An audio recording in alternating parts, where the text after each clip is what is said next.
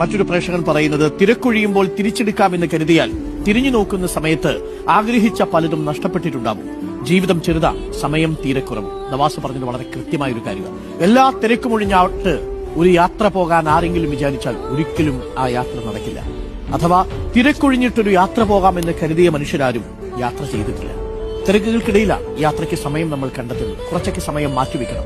ലോകത്തെ അറിയാൻ വേണ്ടിയാണ് നമുക്ക് ബുദ്ധി തന്നത്. ലോകം കാണാൻ വേണ്ടിയാണ് കാഴ്ച തന്നത്. ലോകത്തിൽ നടന്നു പോകാൻ വേണ്ടിയാണ് കാലുകൾ തന്നത്.